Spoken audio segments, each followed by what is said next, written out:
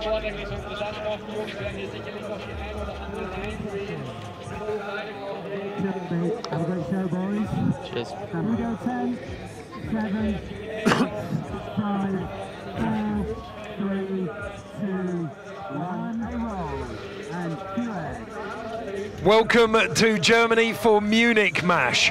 The Mash is a festival of action sports that hosts a multitude of different events. But coming up right now, we have 12 heavy-hitting BMX park riders from around the world who are about to unleash on this beast of a course. Welcome to the Olympic Park here in Munich. It was the home of the 1972 Olympics, but in recent years it's become home to Munich Mash, a massive celebration of action sports. And I'm very pleased to say that the man stood next to me is not only illegally good looking and one of the most stylish men ever to throw his leg over a bike, he's also incredibly intelligent and articulate. Proof, if you need it, that life isn't fair. It's Mr. Corey Bowen. Ed, how are you, mate? Thank you very much. I am very well indeed. Where does this BMX park final sit in the world of the sport? So here we are, Munich Mash. Park course is laid out. It's just got everything we need for these guys to go and drop absolute hammers. So it's up there with the best of them. It's got real significance now as well, the park format, because there's the carrot of Tokyo, 2 years away, the Olympics, and this is going to be one of the events there. Correct. BMX Park, first time being showcased at the Olympics 2020. Course format just like this, so the riders know what has to be delivered. And here is a perfect, it's a format. Here we go. Playground for them, just deliver what we want to see for the Olympics. It's going to be phenomenal BMX. Okay, well, the course is going to play an integral role in that, so we send Corey out to get his first impressions.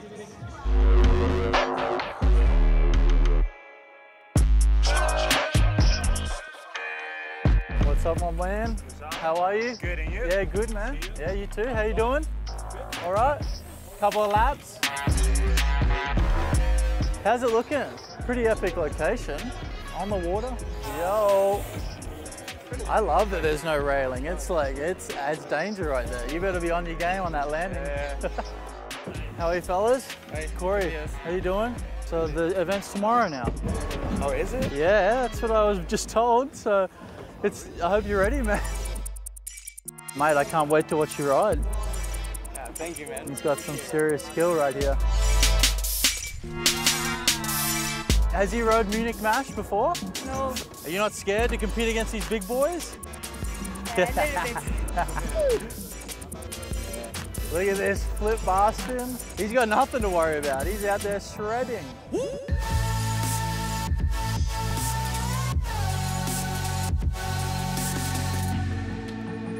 They're ready to go? Course is ready to go.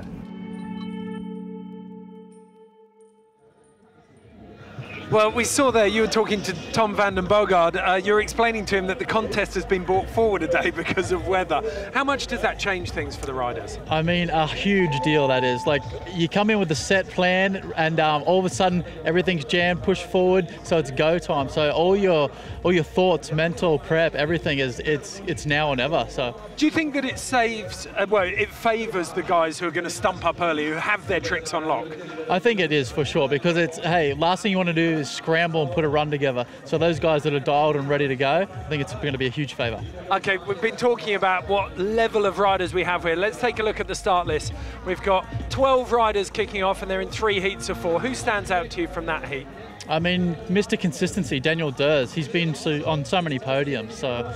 Okay, let's take a look at the second heat. You've got Dhers on that one. This one, for me, is the heat of death. Oh my goodness, so much talent in all this heat right here. Brendan Lupos, his cork spins, 900s on the quarter pipe. Phenomenal. Jack Clark, oh my goodness.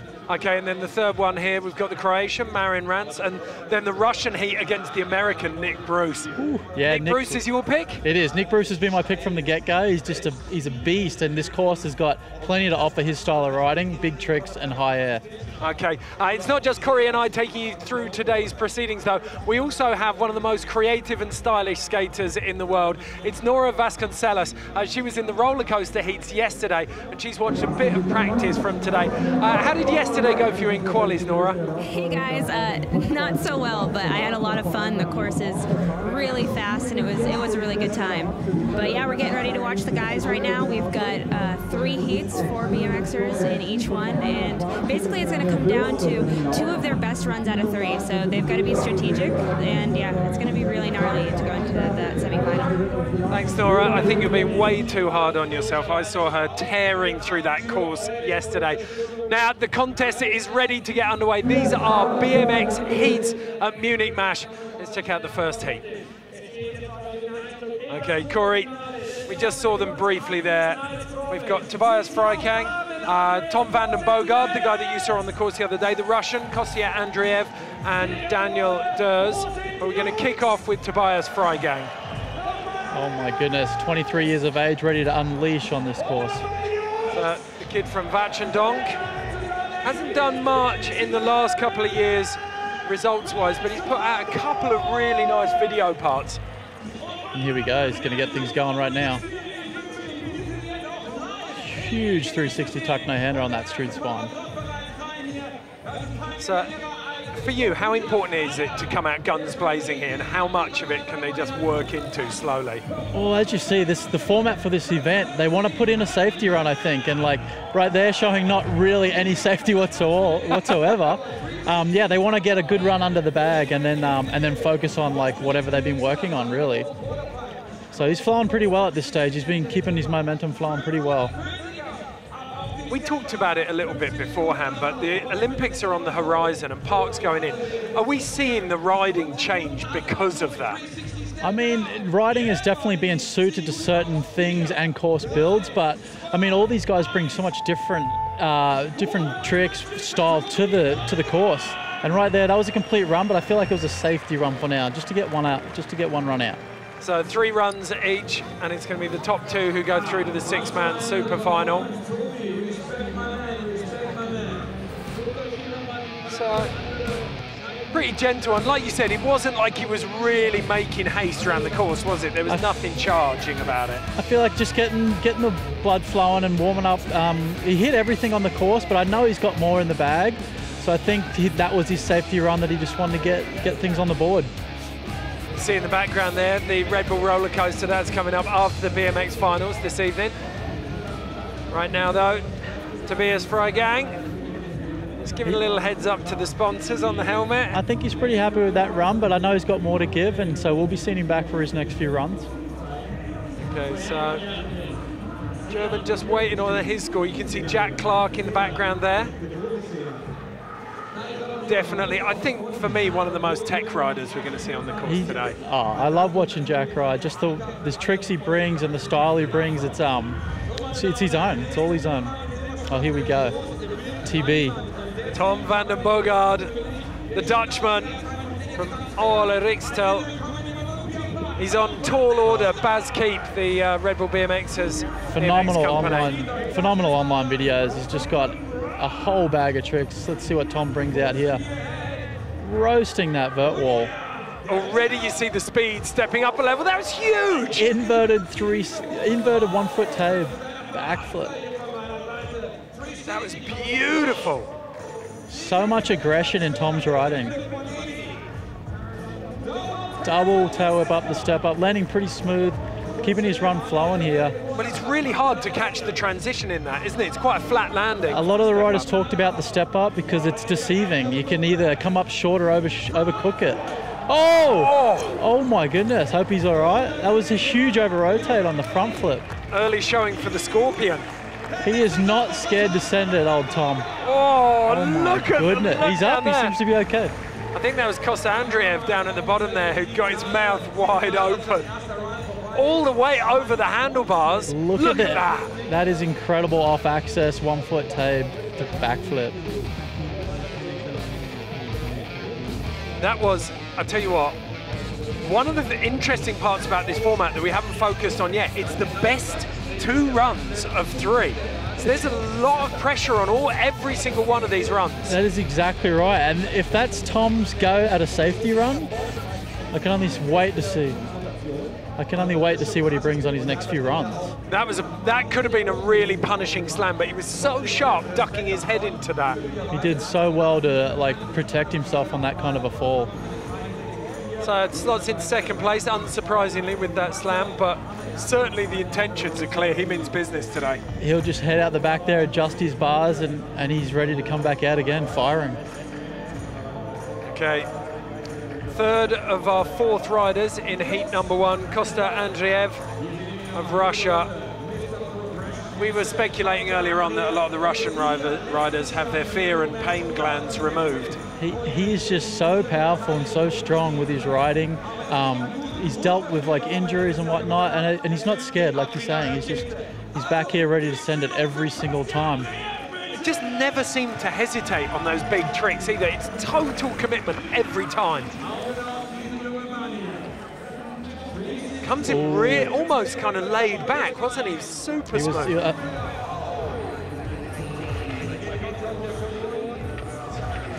That was a pretty heavy fall, man.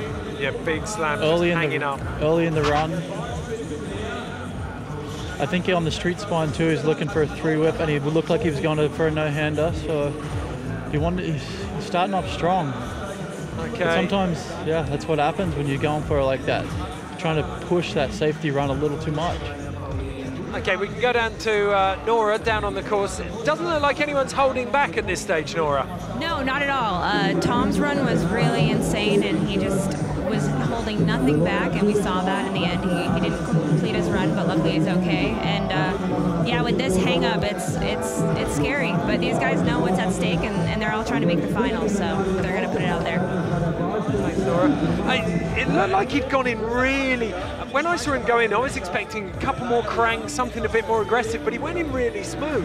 Yeah, it's deceiving because they're starting on like that. It's a 7-foot, 8-foot quarter, so they're dropping in, and they are actually going with quite a bit of speed into that street spine. And I know he's going to be back. He wanted to do a lot more, so. Yeah, well, as we said, the pain and fear glands have been removed, and he was up smiling, and there's a slight limp there, but I guarantee you he'll be back on the bike for second run. And next up is arguably the most seasoned competitor in BMX Park. No doubt about it. Dhers has been around, and he's no stranger to this podium, and he knows what it takes. Okay, again, kind of floating in. I think he's just making his way to where he wants to start his runs. These guys have their runs pretty well planned out, you know. They know every inch of this course. So the Venezuelan from Caracas. When he was 16, his folks moved to Buenos Aires, and he'd already got a bike, but he was introduced to a much richer BMX culture there, and that made the difference for him. And then out of nowhere, he appeared in the States, didn't he, in 2006? And when he did, he took people's minds, blew people's minds. His riding was just, it had its own personal style, especially on the street spine and the double curping spine. He brought his own like 3-whip versions to it, and he impressed a lot of people. I remember that time around 2006 that his runs used to go viral. They were so different to anything anyone was doing at that time. And Daniel is known for jam-packing his runs, like every trick, bang, every section of the course he handles. It's clinical as well, isn't it? Gapping over the vert wall right there.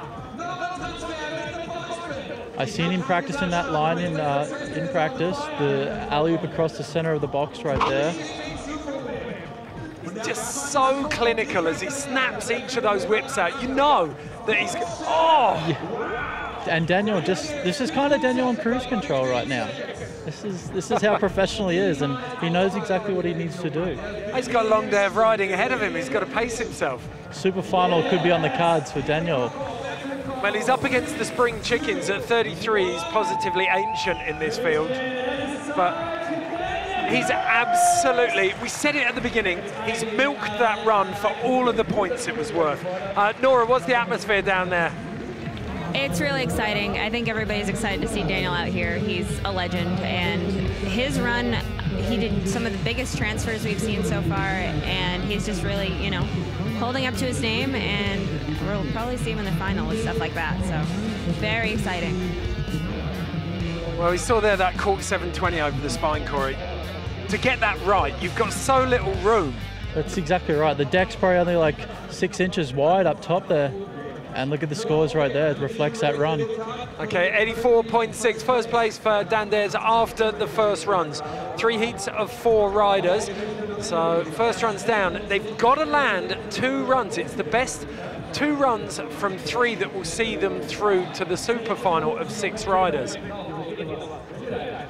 Right, truck driver to X over the street spine right there. And you've got to say, Tobias Frye now will be looking at this and thinking, you know what, Kostia's gone down, Exactly. Tom's taking a bit of a slam. If I play my cards right here, I can pull off a win. Perfect time to strike by doing like a run that he knows what he needs to do, and he's in a position to take advantage of a couple of mishaps from their fellow riders. Just flowing the course, bringing a little bit of originality with it right there. Stepping down, back. Nice and smooth so far. Yeah, you can see when you see a run like this, though, the judges have just been treated to Daniel Dhers, and then they come in and you're just losing that spark with Tobias. It's a good, solid run, but that energy just... It's very interesting to see how this contest is going to unfold with the format.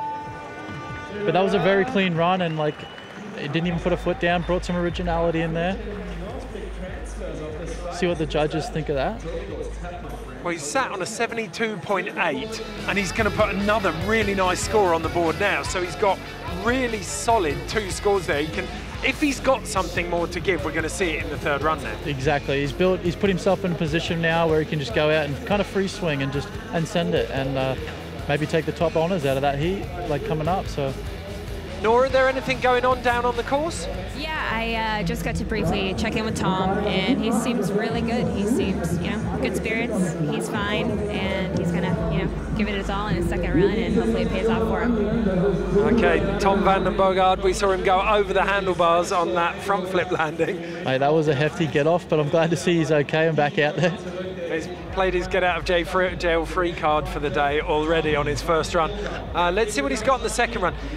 He got 63.4 with that fall on the front flip, which is only just, it's kind of 9 points off the back of Tobias Frye. So you've got to think if he lands this, it's got to be an 80-pointer. It's just the aggression Tom rides with. Look at the height he's getting out of the vert wall right there.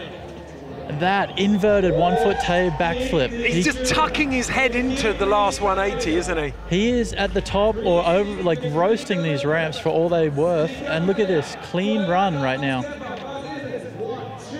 Double tail whip up, clean as. Across the wall and hitting the low long box right here. Plenty of speed Tom carries. Okay, is he going back in for the front flip? 360 double downside tail whip, clean as, fast plant at the top of the wall. We're getting a little bit of everything here, aren't we? Tom is flowing. This is how I pictured he wanted his 1st run to go. So that is a complete pull from Tom right there. I'm stoked for him. 3rd run is only going to be fireworks. He was a little bit gun shy on the front flip with good reason. But yeah, a good solid run there. But still a lot of pressure because you've got Tobias Frye now with 2 very standard runs on the board, and Tom is under pressure. Nora's got him now though for an interview. What's he saying, Nora? Interview with us. How are you feeling after that? Good, especially after the 1st one because I crashed. It feels really good now to finish a run. You looked really confident, so congrats. Have fun out there. Thank you. Okay, so scores in for Tom Vander Bogart, 83.4. So really good news for him. He's just eclipsed by 1.6 points Tobias Frye on the leaderboard. So he's got a lot of freedom for that 3rd run. One man who desperately needs a score on the board now, though, is Kosta Andreev, the Russian, dropping in. And there he goes. He went for the same trick. He did get the hands off, but still holding it together right there. This is the run he wanted. Superman seat grab to tail whip. Impressive and original. Kosta, one of the 3 riders who's been at the vanguard of Russian BMX, really exploding onto the international scene over the last 5 years. Oh, 360 transfer from the step up to the box landing. No, we haven't seen that yet. Originality is counting on the scoreline here too. He's got so much pop in his riding as well, isn't he? He's springing between each of the obstacles. He's a powerful Russian, and he's got some serious hardware tricks to just throw down. definitely shaken off that first run slam. Wow, right there. Foot jam to no-hander. Bit of tech. So the Russian manages to bank his second run, and he's got a platform now to put some pressure on both Frye and Vander Bogart in that third and final run. Starts off there, 360 down whip. Right there, bus driver backflip. Keeps his hand on the handlebar the whole way around. Some like to spin the bars real quick. He's in control of that bar the whole way around. What's worth pointing out as well is that he's riding brakeless, and we're doing a lot like those front wheel tricks that we saw, like the last one there, just that toe jam to bar spin in. Yeah, completely. When you're brakeless, you are completely relying on the feel of your wheels, the angle you're landing, and there's no room for error. There really isn't. So brakeless brings a whole nother hard level to what he's doing. Okay, so standings at the moment, you can see Vander Bogart up top, and then Tobias Frye. We're still waiting. Oh no, we got the second score in for Kosta Andreev there, 85.8. So another solid run from Kostia. That puts a lot of jeopardy on the third run for him. Right now, though, one man who's sitting pretty on an 84.6 with 2 runs still to go is Daniel Dhers. He's looking pretty relaxed out there. He's no stranger to the position he's in right now. Well, he's 12 years deep at the top of his game. He acts as a mentor for most of these riders now. His bag of tricks is so deep, but the one thing about Daniel is he's so consistent at them. Under any kind of pressure situation, you can guarantee that Daniel will pull off what he needs to do. Wow. Flowing well right here. One thing that works in his favour is that 37,000 foot public BMX skate park that he's built in North Carolina. His own training facility, and he invites everybody there. It's not like this is his private place for him just to progress. He's got all his friends there, and look at the result of it. His riding is phenomenal and consistent. He's just not slowing down, is he? It's not, and that's the thing from 2010 where maybe his podium dominance started to slow down. He hasn't gone backwards at all. It's just that everyone else caught up. Exactly. No, that was a full pull from Daniel right there. Yet again, you know, I still feel like he's pretty reserved with that one. I've seen Daniel and what he can do, and right there I feel like his third run is just going to be, I think he would like to take the top spot, so pretty reserved I feel. That's his signature move right there. Flip, invert, table. I get the feeling that it's like he's cooking a nice risotto. He's just gently turning the heat up here. What do you think, Nora? It's extremely impressive. I think that he mixed up his run a lot more than his first one, so we'll see where he stands once the final results come in. Okay, love that one. And the thing about Daniel is when he does those flare combinations, he lands so high on the transition to keep his momentum flowing. Yeah, and that's key. There's some really small transitions here, aren't there? Okay, so the scores come in for Dhers. Second score is 86.6, so he bettered his first run score by 2. Let's see what Tobias. Oh, he needs this now. He needs something big. Tuck no hander onto the vert wall. Chooses to the outside line on the step up. Truck driver, 360 with a bar spin. He's taken a leaf out of Dhers' book as well and started landing at the top of that transition. So far, so good on his run here. That's a huge, foot down on the wall, but he still can keep this run going. He just didn't get the pop away from it, did he? And which is hard on a vert wall with the angle it is. They got to like not pull out as much as they usually would on the quarter pipe.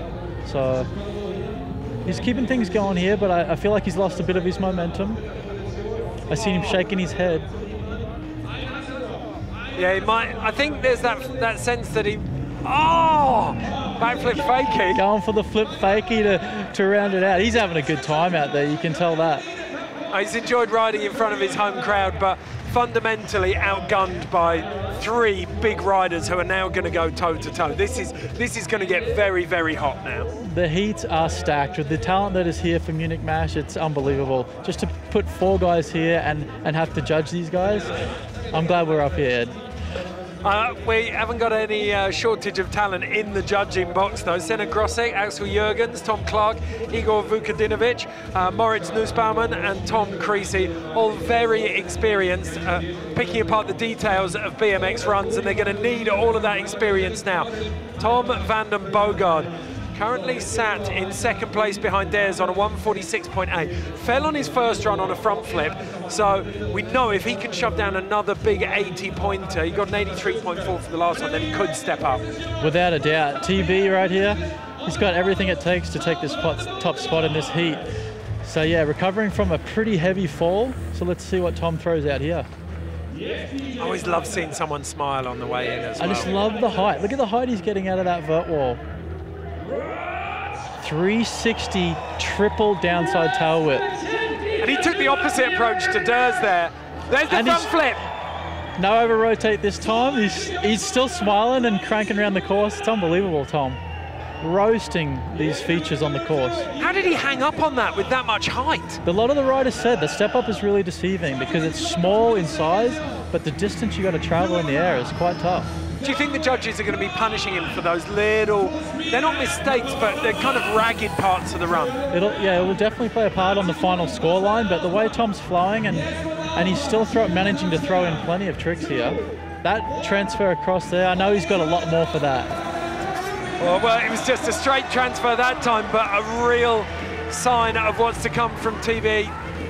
Tom Vander Bogart, the Dutchman. Look at the height out of that vert wall. We haven't seen any riders go above that yet, and Tom's the first one. And there's the front flip.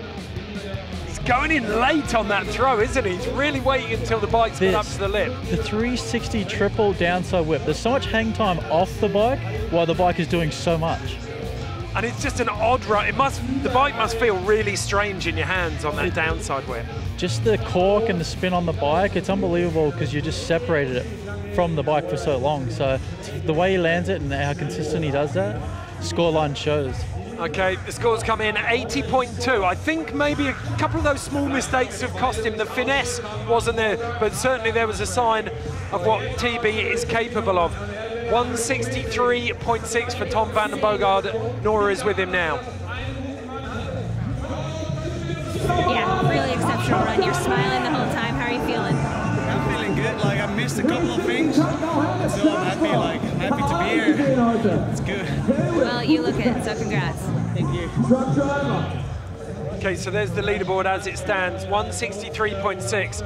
Costa Andreev is going to need a big run, but he's got one good score, an 85.8 to build on. And so far, this is a really clean and really technical run, and this is exactly what he needs to do. So keep this flow going and hit most of the objects on the course. Right there, that 360 transfer, phenomenal, original, technical from Kostya.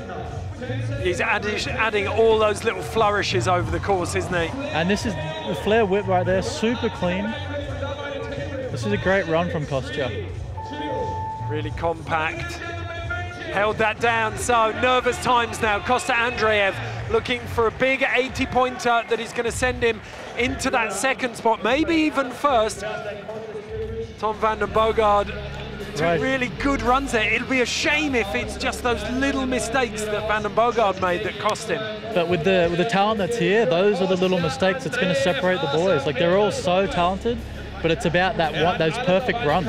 We talk about it in subjective sports. It's literally giving the judges an excuse. If you give them a reason to mark you down, it's like manna for them because their job's so hard. So the moment there's a mistake, they're like, oh, I've got an excuse. Exactly, and like I said, the talent that's here, it's just those tiny little hang-ups. That's going to be the difference. Okay, so waiting on that score for Costa Andreev. No such worries for Daniel Dhers, though. Dhers on a 171.2, comfortably in first place. Costa Andreev, though, moves up into first place. But Daniel Dhers is the last man to drop, so he's guaranteed second place behind the Russian. Disappointment, though, for TB. And I feel like just as Daniel was dropping in, the scores are being announced too, and I seen him up there like mentally prepping this run for tricks like that. 720 cork to no-hander. Daniel is just so consistent, and this is him, like, just like you say, just turning up the heat a little bit. So 360 tuck no-hander. There is his signature flare invert. Smooth run right now from Daniel. 10 seconds to go. Flip X up. Uncharacteristically, that run looked like it lost a little bit of momentum towards the end. I think with the scores already announced before he dropped in and the position you knew he was in, I know he's holding back. Daniel, he's ready for the super final is what I think. Okay. Look at this, 720 cork to no-hander, full extension, catching the landing on the box. Right there, he's no-foot can to late 360 tail whip. It's the law of diminishing returns, isn't it? You don't want to show the judges your best tricks too many times. So save those for the super final, let them bank the points when it matters. That's exactly right. I mean, it's always nice to have some kind of little surprise for the judges. But with the talent, like I said, these guys can't really afford to hold back. So I don't know. My pedigree for judging certainly isn't there. Daniel Dhers improves on that third run score, 88.8, and takes back that top spot just ahead of Costa Andreev. Tom Vander Bogart, a really valiant performance for him, but only good enough for third place. And then the local lad, Tobias Frye gang, in fourth place. That is a hell of a way to start a contest, Corey. Mate, that is one stacked heat, and that was some phenomenal BMX, but there's so much more to come as well. With other heats, with that much talent, we're in for a good day. Quick break, we'll be back with Heat 2.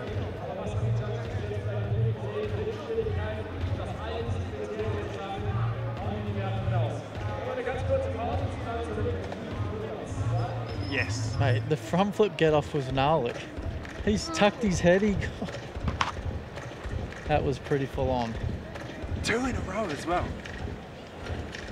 But the height he goes is unreal.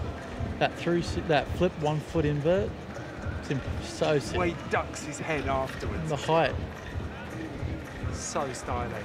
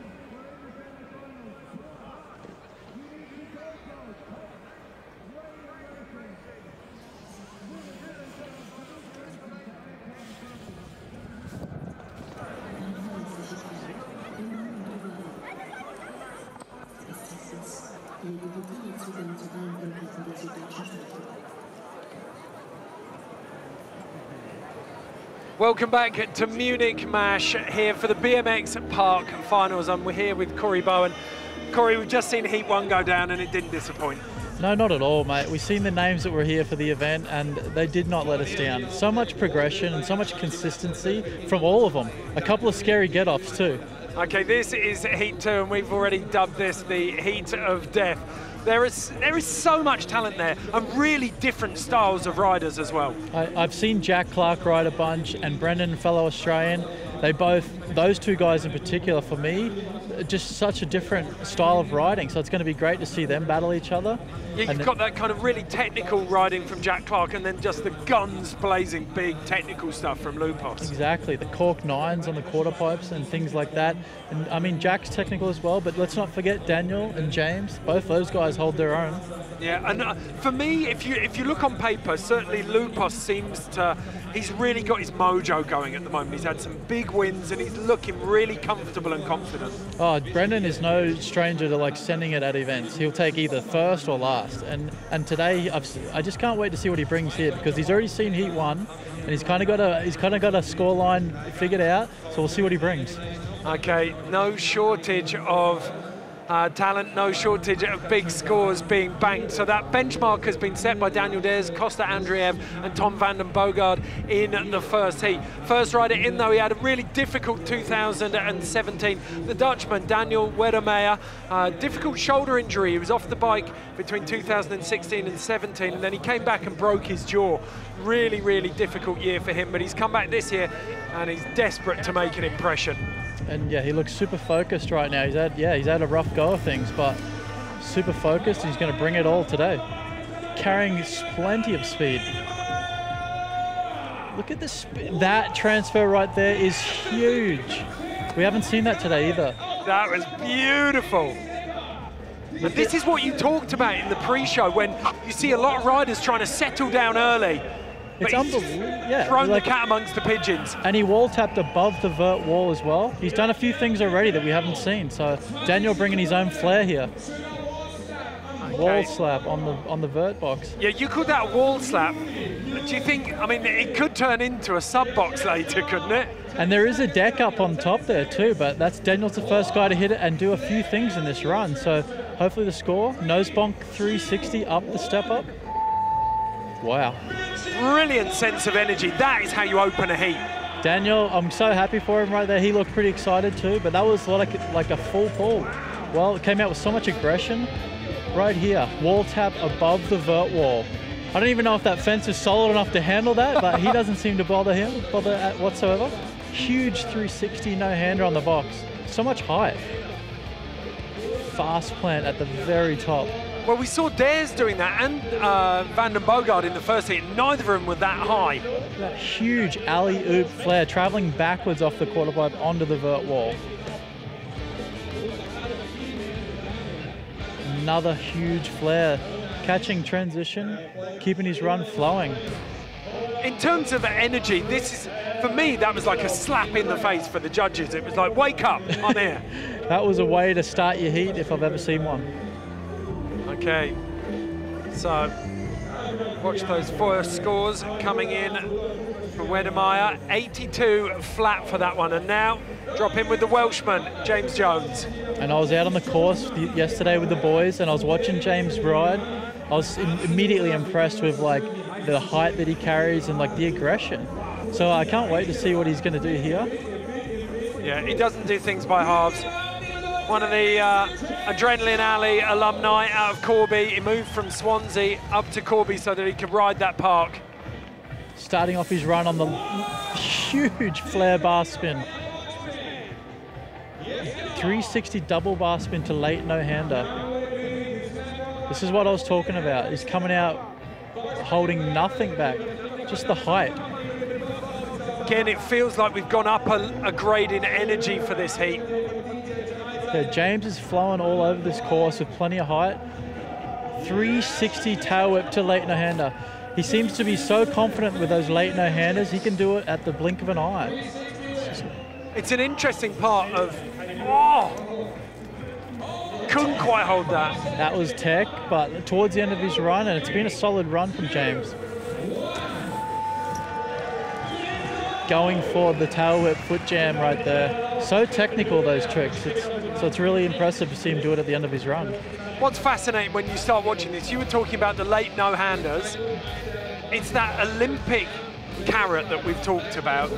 Tokyo is coming up for this discipline, and people are working out how to score more points, aren't they? Exactly. With Olympics being a focus, there's a format set, and these guys know what they need to do. So they're out here and they're practicing these runs religiously. And so like tricks like that, it's just to see them do it so consistently is so impressive. Okay, next in Jack Clark, kid from Benfleet in Essex. Yes, Jack. He's got that wiry frame, but the things he can do on a bike are pure magic. And Jack does things with great style too. So like alley-oop with that down whip, just catches perfect transition on all of his tricks. Through invert table backflip. And it's not just a little tweak. Jack is like pinning these bikes against his shoulder. So 360 whip over the street spine. Just flowing this course. Indian air seat grab. He pulled that out of nowhere. And that step up is deceiving, but yeah, Jack just looks like he's cruising here, but he's done that many tricks already. It's going to be so hard for the judges. A little bit of originality there with the old suicide no-hander. Bit of old school flavour. Yeah, we've got a bit of everything in this run, haven't we? To me, that looked like it was too easy for Jack, so I know what he's got in his bag of tricks, and I think he's got plenty more to come. Okay, so we're going to go back and start pulling the maths apart on these scores. So Kostya Andreev got second place at the moment. His lowest score was an 85.8. James Jones has already equalled that with his first run. Daniel Weddermeasure, 82 for his first run. Be interesting to see where the judges put this one for Jack. That's his old school suicide no-hander there, bringing back some old school BMX, mixing it up. Jack's got it all. Okay, so Jack Clark coming in, 86 points for that first run, and that sets him up very, very nicely. It's a bigger score than Kostya Andreev. 3 heats of 4 riders. Only the top 4 will advance to the super final. So you can see the top 4 there right now have got their best 2 scores from 3 runs. But Brandon Lupos, 4th rider in the second heat to drop in for his first run. Starts with a 360 triple bar spin up the step up. Clean looking front flip over that long and low box jump. 360 double downside tail whip. Brendan roast quarter pipes, going so high with that tuck no-hander. And there it is. Oh. This is the spins and corks I'm talking about from Lupos to put him in as a contender. 900 on the quarter pipe, like it's no problem. It's, like you said, it's clinical. Bit flat landing there, but maybe didn't get the pull on takeoff. Hanging up on the transfer a little bit there, but no one has flip transferred over that box section yet. Well, that came out in FMX a few years ago, that kind of quarter-to-quarter transfer, and he almost did the same thing. It was like a bit of an egg roll. It's almost like you're pulling back, but you have to like relax to travel sideways. And look at him starting with his run right there, 360 triple bar spin. That seems to be a popular move on the low and long box jump, the old front flip. Low and fast, I suppose it suits the front flipper. But look at the height Brendan's got right there. 360 double tail whip. And the catch as well. It was right on the ball of his foot on the pedal. I mean, that it wasn't. Yeah. It was millimeter perfect. And that's another thing that the judges look at when you see these slow-mos. When you want to focus on is their feet going to the pedals, like catching pedals. Some people don't. Interesting though, judges not as impressed as they were by Clark or Jones, just an 82.8 for the first run for Brandon Lupos. So a lot of work to do. 4 clean runs first out of the gates though, so the pressure really starting to build in this second heat. Daniel Weddermeasure drops in. He came with some serious heat, Daniel did in his first run, so let's see if he carries it. Starting again with that wall tap over the vert wall. That transfer it's so deceiving on the camera view, but the distance traveled is so far, 20 plus feet. He just ice picked that back wall over the vert wall. Like, Daniel knows now what the standard is and what he's going to do. Does that make it easier, or does it add more pressure and make it harder? Well, the rate this run's going for Daniel, I don't think it's put any pressure on him, but he really wants to put a nail in the coffin here and just show the boys what he's got. Put some pressure on them. He's got to find a minimum of 4 more points out of this run at this stage. This run is looking really good so far. He's so intense with his riding, and ending there with a flare invert.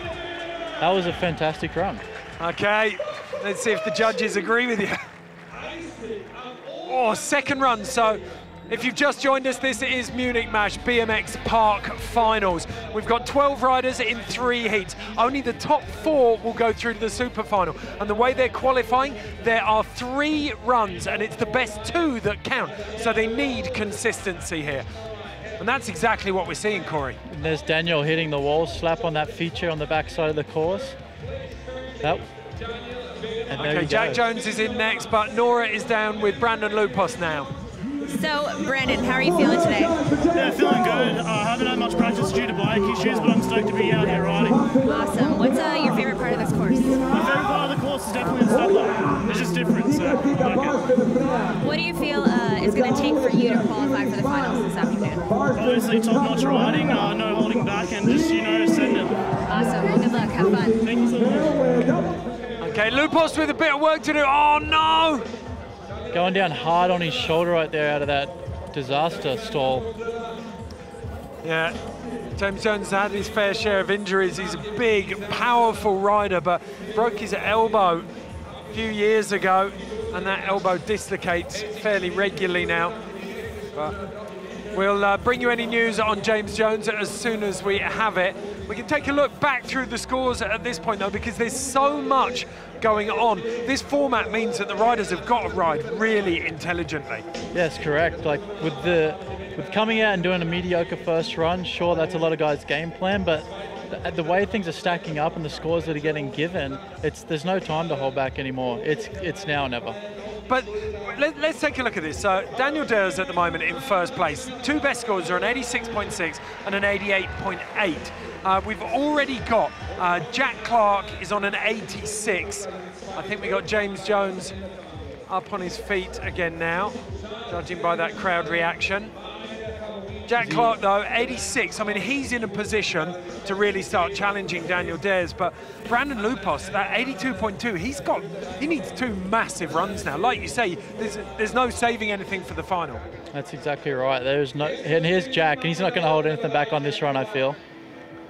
Okay, so Jack Clark, great platform to build on with that 86 score. He needs a big run now, though, to overhaul Daniel Dhers at the top of the standings. Starting off similar to his first run, but he's up the ante a little bit.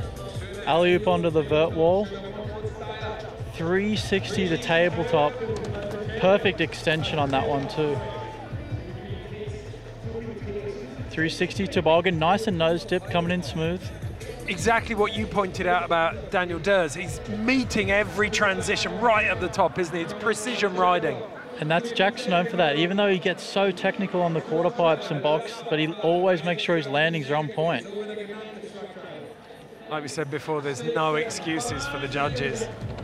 So far, this is picture perfect. That was technical, and he came in nice. Oh, almost losing the bars right there, but recovering with a smile. So the lad from Estuary, Essex, Ben Fleet, his local park is Canvey. You've ridden that one, haven't you, Corey? I have indeed, with Jack indeed. And he was doing exactly what he's doing right here. 360 tail whip. There's the 360 toboggan, nosing it in. Look how perfect he lands on the transition.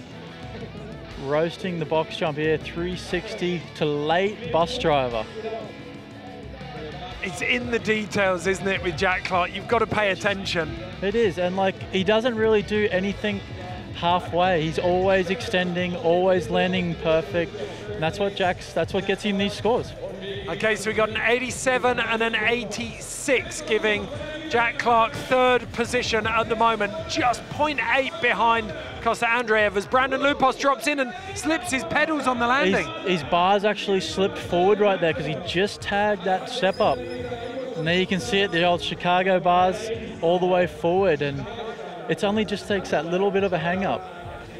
And that's going to do it for his run right there. So bad luck for Brandon Lupos. We talked about it. His bike delayed, so I mean, not only has the contest been brought forward, but he's barely had a bike to ride. Exactly. It hasn't been the ideal prep for Brendan to come into this event with the bike being lost, and just there starting off your run and having your bars slip. It's just like, it's frustrating. So I'm sure he's going to have to like mentally regroup and come back for his next run and just and lay it down.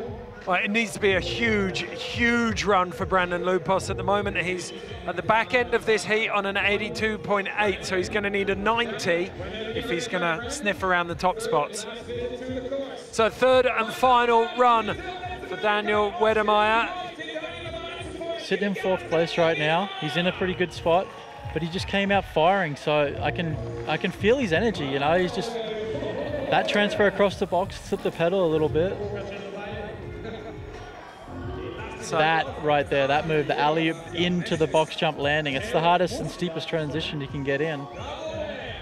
It's interesting, he's one of those BMXers like Nyquist who's been sniffing around free ride mountain biking, entered a couple of the FMB bronze events last year in the Netherlands.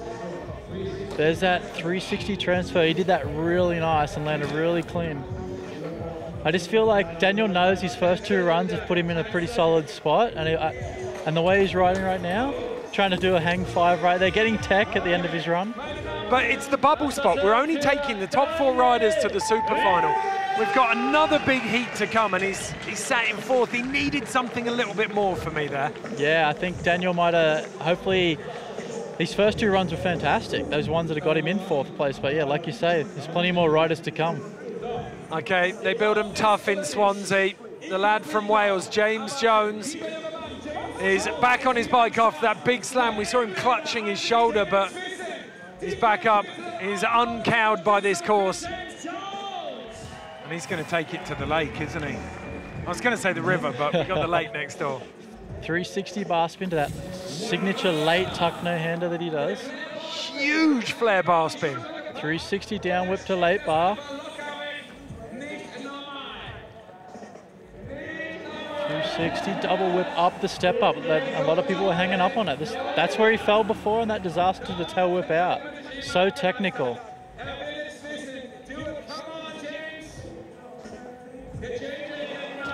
Oh, landing low right there, but he was going for that late no-hander again. He's got great first run score, 85.8, so he could move up into that fourth place spot relatively with like a 70, low mid 70 score. Well, finishing this run with the tech 360 foot jam over the street spine. Okay, Nora is down with Brandon Lupos now, finding out about that broken bike. Yeah, he's been struggling with that, and also with the lack of practice that he's had. His bike came in late, and you know, I think that mentally it's really hard. Yep, here he is working on it right now. So I hope he can really pull it together. He looks like he's still got a smile on his face, though, Nora. Yeah, he does. He's enjoying himself. Okay, Jack Jones is in, penultimate rider in this second heat, and he'll want to step it up just a little bit. He's in third place at the moment, but he'll want a little bit more daylight between himself and that bubble spot of fourth.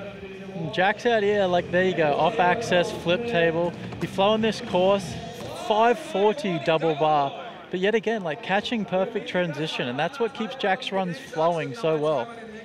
Carrying the speed out of him. Yeah, he just held the bike back and then extended the body to let the bike meet the transition perfectly. Yeah, and Jack's he's not too worried about no fencing up there. He's not scared of the water. This is a really clean run from Jack yet again.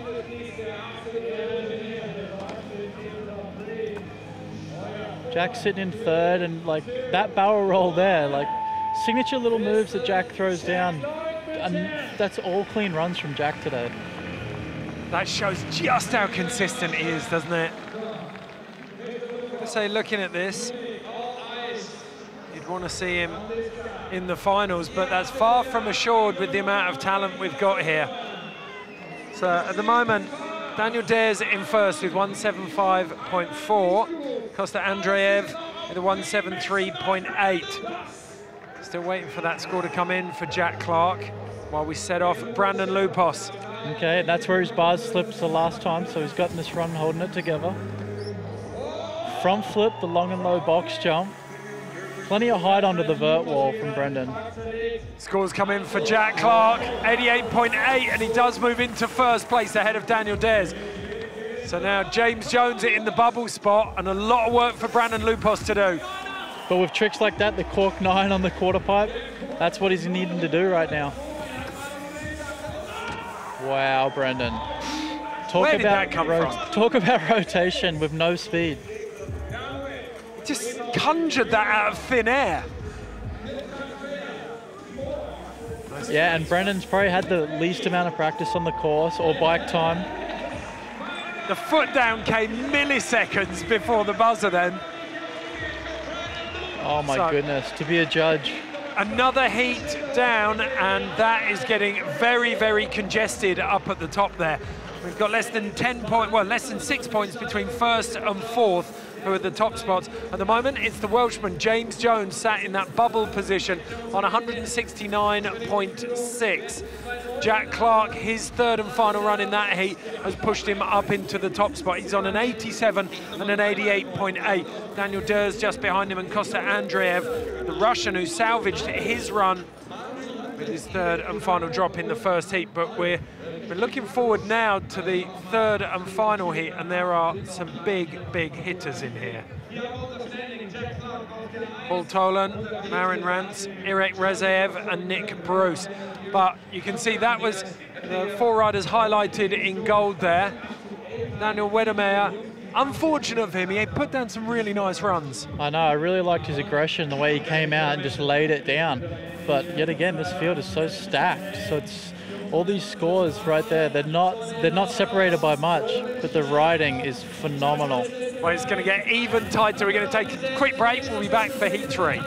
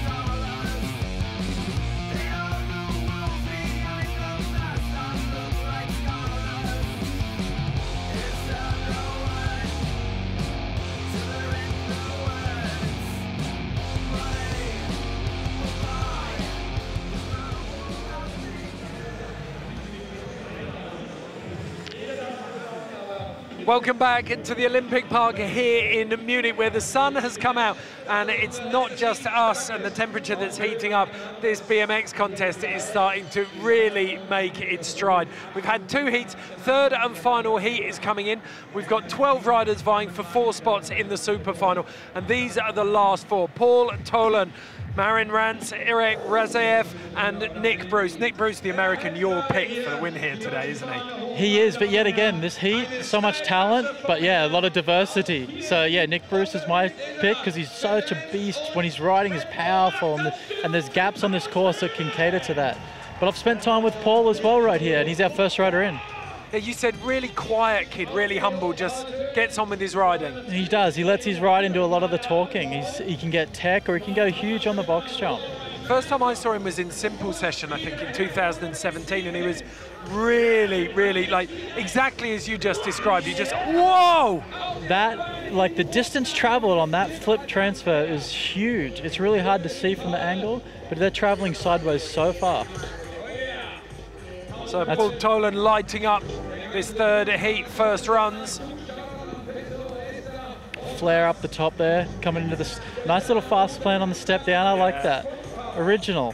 It was so lazy, wasn't it, the style? But he's also keeping his speed and his flow towards his run happening, so not a bad entry for Paul. Well, that 1 foot slip, like we said before, judges are looking for an excuse, but Tolan looking pretty stoked on that run. Next in, Marin Rance. Interesting fact about Marin, he learned a 900 last year, and it was taught to him by none other than Senard Grosik, first man to land a bike flip and one of the judges here. So that's right. All eyes are on him right now, Marin, and especially the eyes of Senard up in the judging tower. He's going to want to see the 9, isn't he? Not only is there pressure on him to compete in this heat, but yeah, Senard's up there who's expecting the 9. Okay, so just to give you a point of reference, Paul Tolan on a 75 there, it's straight 80s or very high 70s that are going to see you into the top 4. So a lot of work for Tolan to do there. 360 double toe, landing a little low there, so it took his momentum away. But he's 360 triple bar spin. That's one way to get your momentum flow back. Okay. Again, double truck driver over the street spine.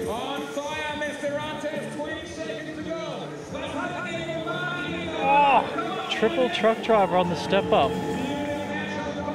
Marin seems to be doing those in his sleep. Just clipping a couple of the landings though. We talked about it, that perfection that we see from Jack Clark. It's just missing from a couple of these jumps here. And I think he'll be back. That's not the way he wanted his first run to go, I can tell you that much, but he'll be back.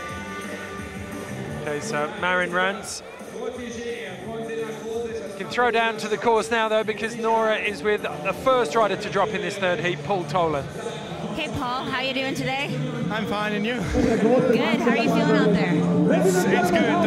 The crowd is cheering at us, and the vibe is just good. The weather's good, so I'm happy. Do you feel like you're going to need that flip transfer to make it into the finals? Well, I don't know. I think it's a definite plus for me, but I definitely want to make it this run. So yeah, I'm gonna. You look awesome. So continue. Really, really good. Good luck. Okay, Tolan with a bit of work to do, but right now it's Irek Rezaev, And the Russian. He's flowing the course and he's throwing plenty of tricks. 360, delayed no-hander. We know when he hits his stride, he's the BMX equivalent of a tornado, isn't he? I've seen his videos online. I've seen the tricks that he does. It's unbelievable.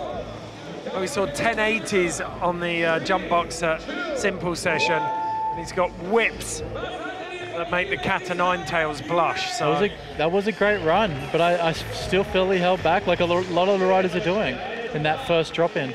Well, exactly as I think you said it at the start, you want to see, you need that rangefinder, you need a good platform score to build on. You can't risk it. It's almost like it's incentivizing holding back a tiny bit on at least the first run. Well, here's my boy Nick Bruce. His riding is so powerful, and the height that he goes and the tricks that he does, it's just, he's a huge man, and he's on the spike, and when he's so graceful.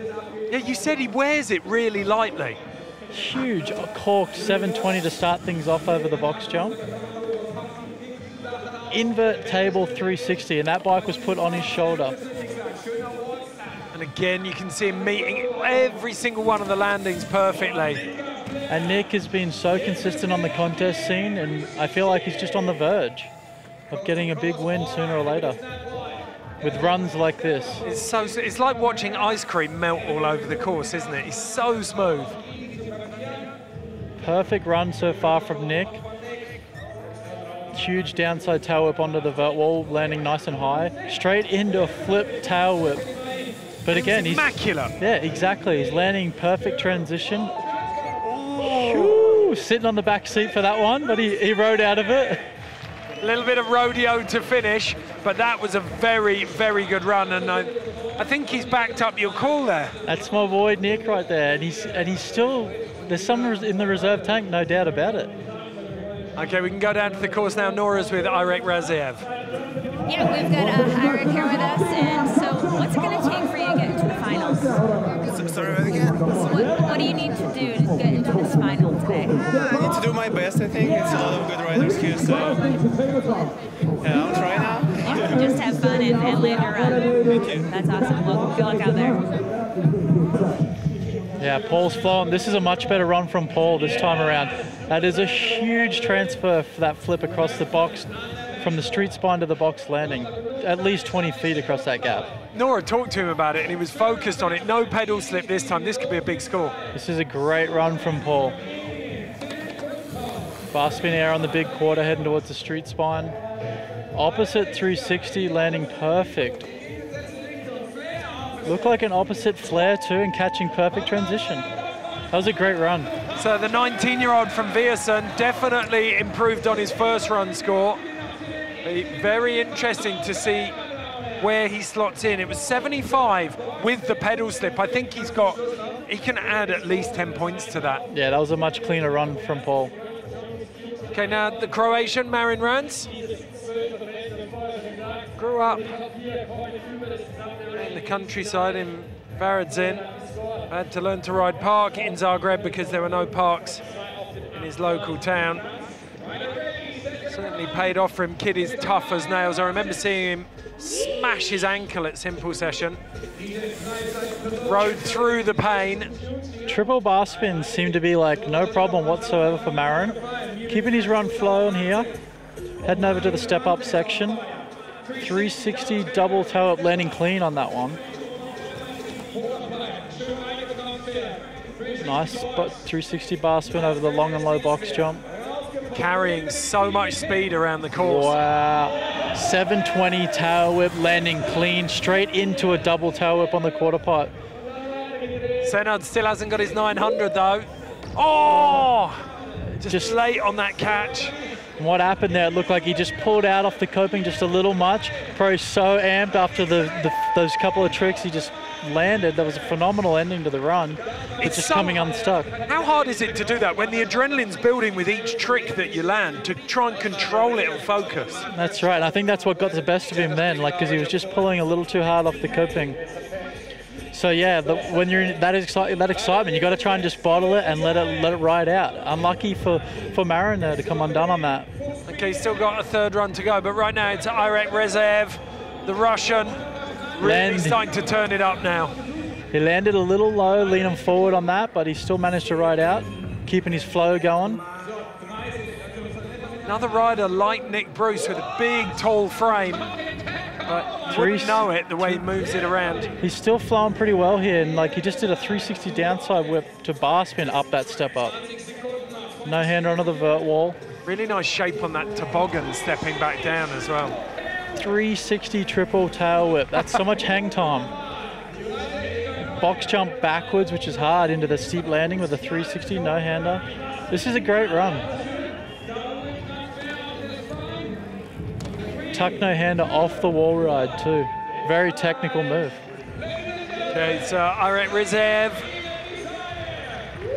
I think that's going to improve his score at this stage. Well, he's got an 84.8, so anything similar to that, and I mean, there might have been a couple of little mistakes in there, but it felt like he'd stepped up. There's a little bit more height, a little bit more energy. Yeah, and he put in some tech work in there too, that no hander off the wall ride. But here's my boy right here. Okay, so Rezaev moves into 4th place. He's bumped James Jones out of the top 4. Nick, full speed at the box with a huge cork 720, landing perfectly. Hit street spine, huge 360 double tail whip. On the wall slap, keeping his momentum flowing. This is a really clean run. Oh my goodness. Beautiful. That was huge. At height, a flared downside tail whip. This is Nick being a beast right here. He's just turning the thumb screws, isn't he? Letting everyone know that he's here. This is a great run from Nick. 10 seconds to go. Huge no-hander onto the vert wall. So sat on an 83.8. He needs this one. That was ridiculous. A flip double tail whip as clean as you like. Finishing off with a flare on the street spine. That was a phenomenal run. That's my boy Nick. That was my prediction from the get-go. Okay, Corey Bowen's starting to get pretty excited up here. Nora, what's it like down there?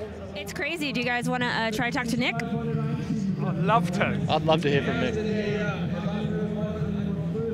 Well, Nick just finished his run on fire, really coming through, and James has been pushed out of the bubble spot. So we're now just waiting on these third runs. Okay, we'll wait for that score to come in for Nick Bruce. He needs an 89, I think, to break into the top 4. Paul roasting that vert wall. Oh, the gap. Oh! He's just come up short there. I think he might have landed a little low on his prep on the step up on that vert wall. Okay, we've got a straight toe-to-toe street fight between Nick Bruce and Irek Rezaev at the moment. Nick Bruce is 0.2 of a point ahead of Irek Rezaev, and he's bumped him into 5th place. So, oh, Tolan still flowing here. That was an opposite flare, opposite direction, which is so hard to do.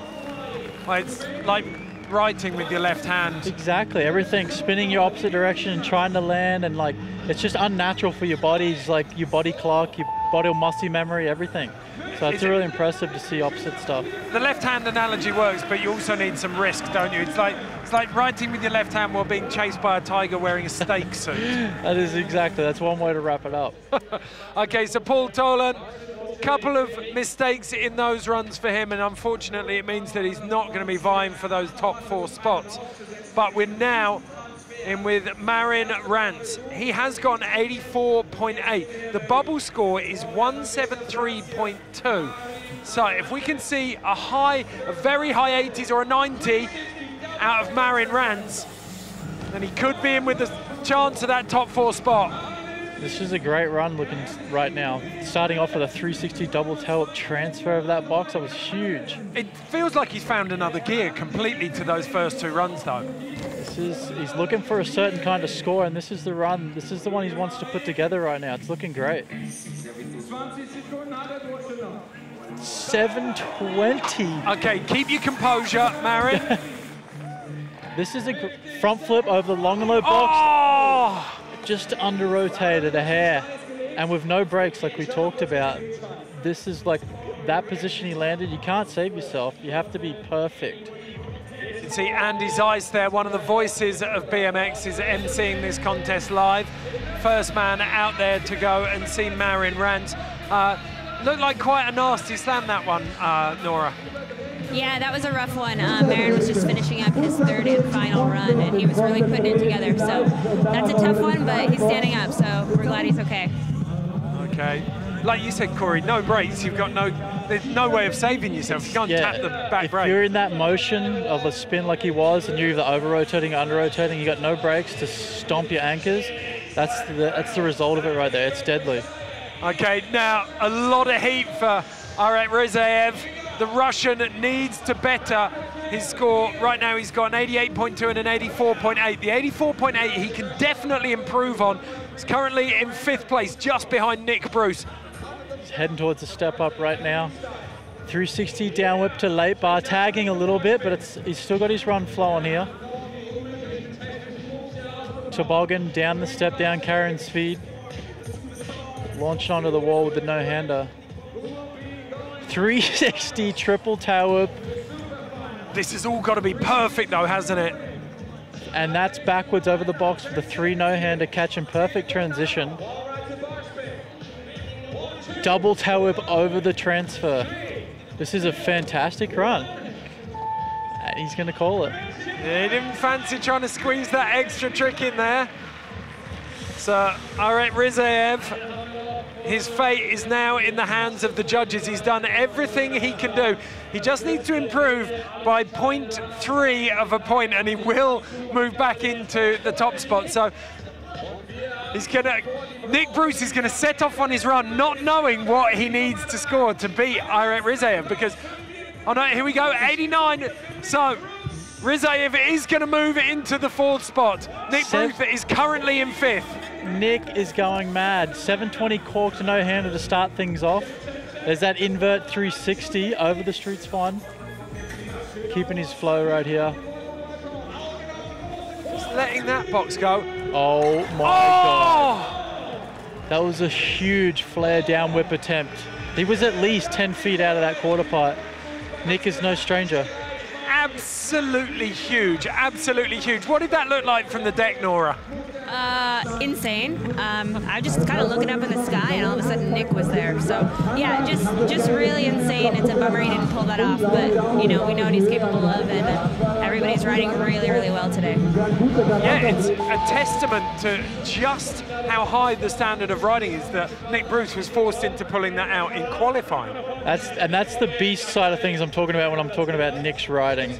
Charging at 8-foot quarter like that, and he was at least 10 feet out, going for what it would have been like a ginormous flare downside tail whip. It's unbelievable, that opposite flare, the bike doesn't want to spin that way. Exactly, that's what we've seen there. Kind of under-rotated a little bit and left him wait and late for that landing, so. Okay, these are confirmation of the results after the 3 heats. Aret Rizaev in 1st, Jack Clark in 2nd, Daniel Dhers in 3rd, Costa Andreev in 4th, Nick Bruce just out.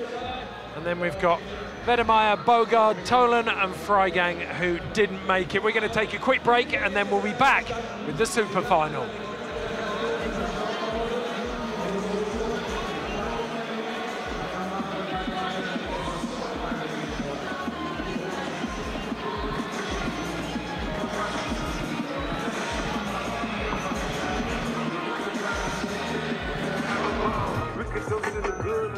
Nicht zu weit weglaufen.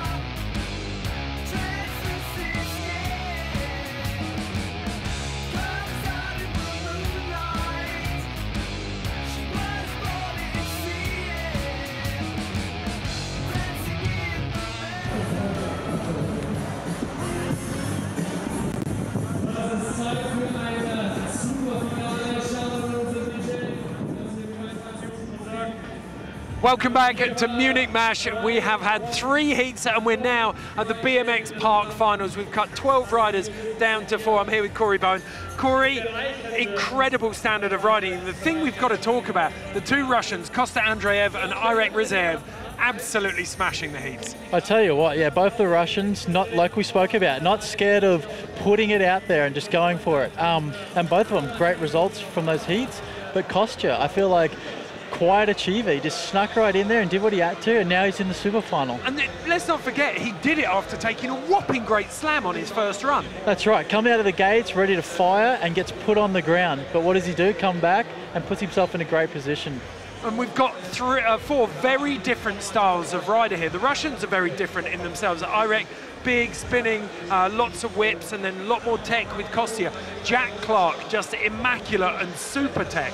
And then you've got Daniel Dhers, the legend, the mentor, if you like, the elder statesman of BMX. Exactly. Irek, his spins are so technical. Like, he doesn't even have to have a lot of speed when he's coming into a trick. He can just, his rotation is so on point. So that's really impressive. And then we jump across and we've got Daniel, who is so calculated and so consistent with spins, but he's also doing a lot of big transfers and stuff as well. And he's also got his own signature moves, the flare inverts, and he can get tech. Okay, he is the consummate competitor. We've got a really nice format, 3 runs, but again, it's the best 2 that count. And that does change the way the riders approach this, doesn't it? It does. It gives them an opportunity to put something out there and build on it. And like, with these guys and the bag of tricks they have, it's going to be interesting because they've got nothing to hold back now. This is the super final, and the names that are here to present is going to be great BMX. Yeah, there's that lovely case though where there's going to be one odd man out who doesn't get on the podium. No one wants the wooden spoon here. So we're kicking off. This is Kosta Andreev of Russia. First rider in, first run. Looks like he's making his way across to where he wants to start his run. So 50 seconds to leave his mark on this course. What's he going to do? Is he going to come out, lay down a rangefinder and try and get a really solid platform, or is he going to go guns blazing? Well, it's a super final, so anything's possible, but the way Kostya's built his contest through, built his way up through this contest, I feel like he'll put in a solid run here, but I don't know if he's going to go all out, but we'll see. Okay. So coast in. There he got it that time, the 360 tail up to the late no-hander. Starting his run off great right here. That is a technical trick, a Superman seat grab, flicking it with the wrist to a late tail whip. Oh! Just tagging on the box a little bit, but still flowing. And it's a lovely run. You feel like he's building momentum. The speed's just, most people start fast and slow down, but Kostya is really building momentum. And I feel like if you're the first rider out of the gates, it's kind of the hardest position to be in because the judges want to build and set a scale. But right now, this run from Kostya, except for the slip of the pedal right there, that was a great run. So he's called it early, 7 seconds less, but he doesn't want to waste that last 10 seconds of energy. Nora, what's going on down there? How do you think Kostya's going, being first rider out in the final? I think he looks good. I think he can fit a lot of tricks into that time, and I think he's just kind of like laying it out there and getting used to the format of the super final. I think everybody's first run, it's terrifying. I know being an athlete myself, but everybody looks really confident. They look like they're really enjoying the course, so it's going to be a good one. Yeah, the pressure is undoubtedly building, but if anyone can handle it, it's this man, Daniel Dhers, the Venezuelan, lives in North Carolina, has a huge public park there, which he, as you said earlier, Corey, shares with anyone and everyone who's passing by. He sure does, and Daniel, he's been in this position a million times before. He's going to come out firing just like that, a 360 double toe up the step up. It looked like he was whisking eggs. That happened so fast. And a truck driver down the step up into a huge no-hander is building his speed for this, and corks 720 over the box, landing perfectly. Okay, he's whisked the eggs. We're looking for some double cream and some strawberries, and then we got ourselves a pavlova. Daniel's flowing. This is a great opening run. Cork 7, landing a little low there, but managing to stay, put 2 wheels down. Insane run, but by his standards, a little bit ragged, maybe. Perfect run. A little bit loose. Little loose, definitely, but getting the first run out of the way flip tabletop right there, alley-oop no-hander. Finish on the street spine with the opposite 360 bar spin. Not a bad way to finish the run. Classic Daniel Dhers. More bounce to the ounce. He's given the judges plenty to think about there. So many tricks packed into that 50 seconds. Just across the platform from him, though, is this man, Jack Clark, one of Britain's finest. Recently invited to join the British BMX freestyle team ahead of the Olympics. And Jack always manages to bring his own little flair. He's always got something unique to bring to a course. And yet again, like I've mentioned it many times, Jack is a perfectionist at landing on the transition like that, keeping his run flowing. He's got that unique gift of making everything look so easy as well, hasn't he? Even massive tricks like that, and he's just relaxed and so confident in them. Jack is so consistent and so dialed. 360 up, little tag on the step up. It's the first time we've seen it. You saw the speed that the back wheel was brought in on that flare to match the transition. This is a great run from Jack. What's he got on the box right now? A slow and lazy looking downside 360. Scores come in for Dan Dhers, 89.2, you can see. First run. So, big benchmark there from Daniel Dhers. Jack Clark with a very solid run, though. All of these riders, remember, it's 3 runs, but it's not best run counts, it's best 2 runs count. So you've got to have that consistency, and that certainly plays. We saw it in the heats. Jack Clark with the highest combined score. Certainly the consistency played to. And look at that score from Jack right there. 92, highest score we've seen so far today. Irek Rizaev of Russia dropping in. Huge flip, tail whip to late no-hander. Are you kidding me? This is one way to start your run. This is the super final, and Irek knows exactly what he needs to do. Hitting the step up there with a 360 down whip to late bar. So technical. So, Irek knows that he needs a strong score here. He didn't get that luxury in the heats. Oh, goodness. 360 triple tail whip. Stomped the landing. It just didn't look like he had enough time for that. Double tail whip on the transfer to the box landing. He fits so much in on that run. It's like, it gets really hard to digest at the moment. There was a lot done there from Irek, so it'll be interesting to see what that score. That's what we're getting to, isn't it? It's not just about having massive tricks. It's having back-to-back massive tricks for 50 seconds. Exactly. Like there's no dead spots in any of these runs anymore. And this is like the super final, so the guys don't want to hold anything back now, especially after if the couple of guys have done their first runs. It's all or never right now. Okay, I'm going to put you on the spot. Do you think that's do you think he's going to unseat Clark at the top? I don't know. Oh, and I was going to say no, but there you go. Okay, just 4 points separating Irek Rizaev and Daniel Dhers between first and third. The podium is only 4 points. And let's not forget, it's combined scores that are going to do this. So when you put that out over 2 runs, it's a very small difference between first and third. It sure is, and it's not an easy job to be judging this. Here we go, Kostya with the alley-oop transfer over that. Tail whip to late table on the quarter pipe. He's definitely started this run with like some more intensity. Okay, cutting this field. 360 double tail up to late no-hander. Again, we're seeing it. It's what we saw from James Jones and Marion Rance, just those little flourishes that add points all over the run. Kostya carving. He chose to go that way to do that 360 transfer. He had a great run going. Interesting choice. Yeah, he's just slipped a pedal on that transfer now, carved out and broke up the flow of the run. And unfortunately, you've got to say that that's the end of the road for Kostya Andreev. When you need 2 runs, he's dropped 2 mistakes now in those, and he's out of touch. It would take nearly 100-pointer to put him back in touch with Dhers, Clark and Rizaev.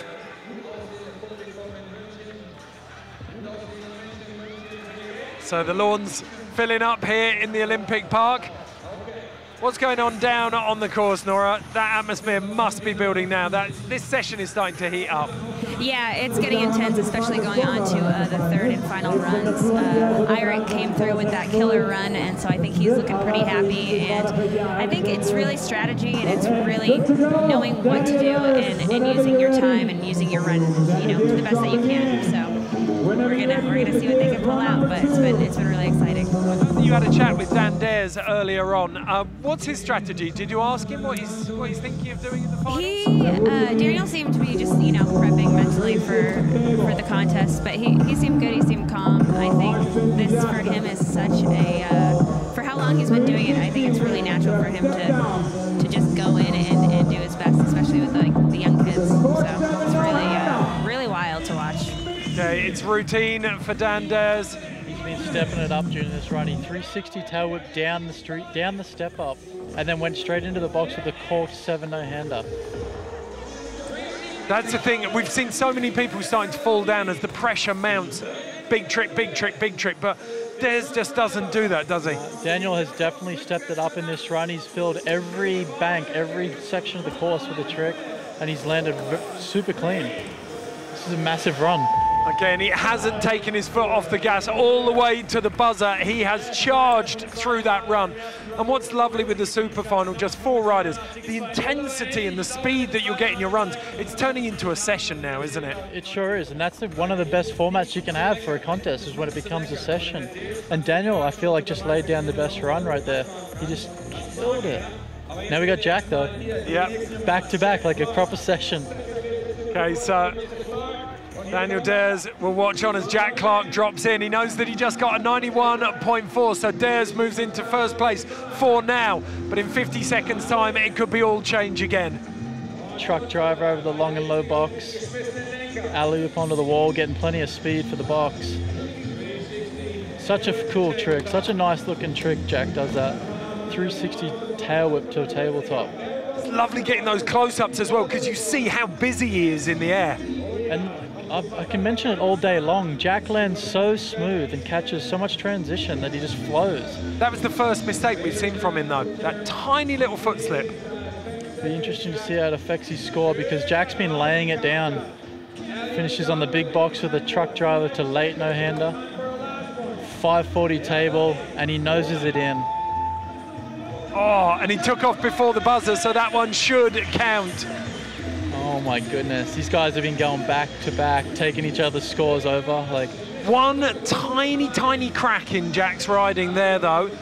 So the 92 first out, still a very strong score, and stronger than anything else Dhers has put on the board so far. But Daniel Dhers has got consistency, the 89.2 and the 91.4. But there it is, 89.4 combined with the first run 92 puts Jack Clark out in front on 181.4. But this man is currently sat on a 93.2. He's going to put his second run down now. That's a huge score to build on too. So he's sitting in a pretty spot right now. And we know what Eirik brings to the table. Spins and technical riding. Okay.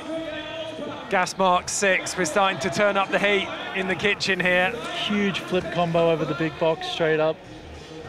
Truck driver to quick no-hander over that little box. Heading towards the step up now. 360 double down whip, clean.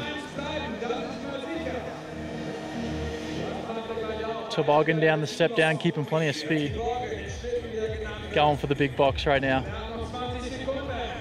Oh! Landing a little low right there. But we saw Jack Clark get away with it. Yeah, we did. He still managed to keep his run flowing here. Eirik never gives up until he hears that buzzer. Wall ride to tail whip to finish your run. That takes a lot of effort. Okay, so a very, well, I've got to put it in context. It's another very intense run. But Eirik Rizaev potentially opening the door there for Jack Clark and Daniel Dhers. He had that 93.2. If he'd have put a big score down there, then it definitely would have tucked the other two up. It would have put all the pressure on them. Oh, it would have put immense pressure on the boys, because that's a huge score to build on. But all of these guys, they have so much skill and so much tricks to put down. It's such a battle out there right now in the super final. What do you think it's going to take between Dhers and Clark to separate them? Maybe a couple more big banger tricks on the box jump and not a foot down, not a simple mistake. Okay. Perfection, in other words. Kostya Andreev, unfortunately, his run is going to be academic. The other boys... That was so technical. Superman seat grab to tail whip to late bar spin. A triple combo of one of the hardest things you can do right there. Kostya using this as an opportunity to put on a show. Having dropped the first 2 runs, his score here won't matter too much, but he's entertaining in the extreme. Flare whip and just slipping a pedal right there. He's done some of those tricks that he just pulled off are so technical. So it's a shame to see this slip on it was a flare whip, which he can pull all day long. Well, we've seen it so many times and we've talked about it a lot. The idea that these days, those banger tricks, ones that you might have seen in a best trick contest 3 or 4 years ago, are now part of solid runs. And yet again, this is the format, the focus on the Olympics. It's bringing this type and this intense BMX to the forefront, and it's just like the tricks that are being done. It's unbelievable. You wouldn't think it's possible. Do you think, though, that's coming at the expense of creativity and style? Do you think that's coming at the expense of creativity and style?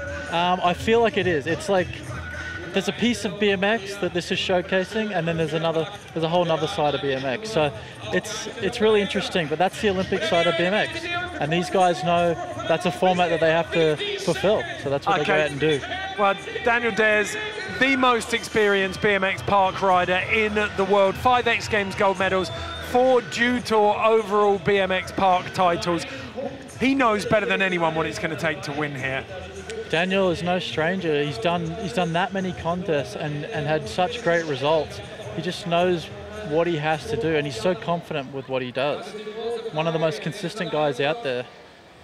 360 double suicide bar spin. Tail to disaster, getting old school right there.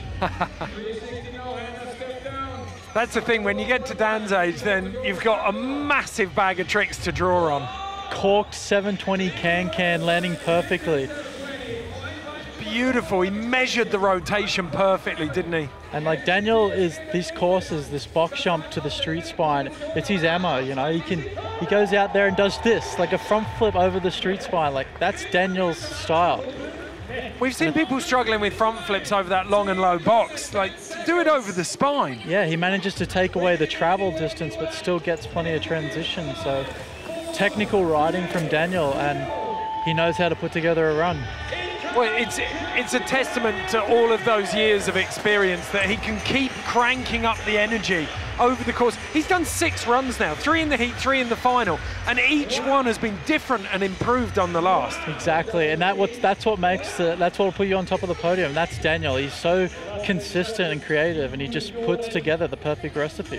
Okay, currently got an 89.2 and a 91.4. Jack Clark wiping his mouth.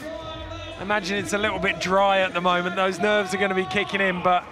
I can't wait to see what Jack does with this run. Starting off with a 360 turn down. Maybe landed a little low and lost a tiny bit of speed there. 3 whip over the long and low box jump, into the big box. 3, kind of nosing it in there, but he manages to ride out into a 540 double bar spin. Okay, so it is a 92.2 from Daniel Dhers. That's enough for first place right now. Again, this toe-to-toe battle, the lead exchanging all the way through. So Jack Clark needs this one. He's got a great first run score of 92. Downside whip onto the wall, barrel roll over the box, a tweaked back flip. Huge 540 table. Nose bong to bar to fakie and gets the half cab. Well, that was the tiramisu of BMX. We got a little bit of everything. Sponge fingers, double cream, coffee, and a little bit of whiskey. Mate, we were treated right there from all the boys. It's unbelievable. That was absolutely beautiful. I cannot wait to see the score come in on that one. I think he's upped his 89.4, but he's going to need another 92. This is going to be so tight. What's your call? Do you think he did it? I think he did it. I think he did. Oh, That was incredible riding. The quintessential park rider up against something in Daniel Dhers, up against something way more technical in Jack Clark. Yeah, Jack's riding, I mean, they're both phenomenal riding. It's so hard to just pull them apart and really digest them, but Jack's technical, smooth. Daniel stepped it up each and every run. Judging is the hardest part, I'm telling you. Well, especially when you've got two completely different riders. The score has come in for Jack Clark. It's a 91, which gives him 83. He is 0.6 behind Daniel Dhers. So the judges opting for that really crisp, clean park riding style of Daniel Dhers. That's truly incredible. Phenomenal. But it's not done yet. We still have Irek Rizaev, the Russian. He sat on a 93.2, the highest score we've seen. So all the pressure on the last run for the Russian. Can he usurp Dhers in the last run? Starting off with a huge flip tail whip to late no-hander. 360 to no-hander over the long and low box. This is a great run. He knows what he has to do here. 360 downside to late bar spin, foot jam, flowing on this course. I like his little toboggan on the step down. It's beautiful touch, isn't it? Hit into the box where he's going to drop a hammer. 360 triple tail whip. And he's knocked those out every single run. Time and time and again, and that is such a tech trick. To be that consistent on. A double tail whip over the transfer this time. Wall ride to no-hander. That was incredible. But it was very similar. I think almost, there wasn't a difference between that and the first run. So we've seen almost two exact repetition runs there. Be interesting to see what the judges do with that. The starting on the box with the flip tail whip, and then he manages to do a late no-hander out of it. That is such a huge and technical trick to put at the start of your run. Like, look at him, he can barely breathe. He's sucking oxygen at the moment. That was a super final. Everyone rode so good. It's unbelievable. I can't wait to see. There you go, first place. It's a 93 to add to that 93.2. 186.2 for Irek Rizaev. The Russian takes first place here at the Munich Mash at BMX Park Finals, ahead of Daniel Dhers from Venezuela on an 183.6. And then Jack Clark, who rode immaculately, gets knocked down into third. That gives you an idea of just how close and how tight the standard of riding was here in Munich. Irek Rizaev, I mean, that's his first big international win as well. And well deserved, I tell you what, like with those tricks, like I was talking about, a flip tail whip to late no-hander on the big box, and then he was doing front flips and his twists. I don't know, he's just so technical, and he put it all together right here today.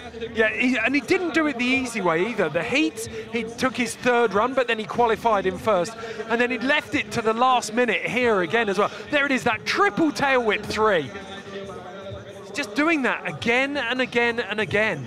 Yeah, his whole run was full of tech tricks and also big burly ones, so well deserved, Irek, well deserved. So he took the Pannonian Challenge earlier this year, the Croatian BMX contest. He won that. He's backed that up with a win here at Munich Mash. It is, you get the feeling for Irek Rizaev, a real sense of momentum building. Yeah, 2018 is looking great for Irek, so hopefully keeps his momentum going. A few more events coming up, and I'm sure he's going to be on the podium no time. Okay, those are the confirmed standings. Nora is down with Irek right now, though. Hey guys, we are here with 2018 Munich Mash winner, Irek Rizaev. How are you? Actually, I'm great. So happy that I pulled these 2 runs like clean, and it's really hard to breathe, but yeah. You did amazing. What was your mentality going into it? I tried to focus and be like relaxed and work. So. Well, you did great. Congratulations. Thank you so much. Thank you. Yeah. Congrats. That was amazing, guys. Congrats. Enjoy your day. Okay, well, I think there's a lot of positives to take, but more than anything else, Russian BMX is being put on the map in 2018. Yeah, they're coming out swinging, let me tell you. Like, the boys are not scared to throw it down, and there's so much talent come out of Russia. So we're going to be seeing those boys a lot more. Kostya, Irek.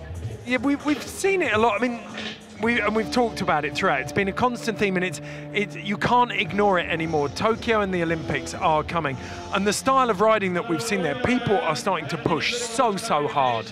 Yes, because it's put so much focus, and the spotlight is on BMX for 2020. So it's a brand new event that's going to the Olympics, and now there's this format that the riders have to fit. So they're out there training time-wise, like trick-wise. They're out there focused on a certain thing, and that is the Olympics. And this is the format, and we've just seen some incredible BMX. Okay, we're going to be back after a short break, and we're going to have some guests come in, and we're going to pull this entire final to pieces. Make sure you join us then. See you in a sec.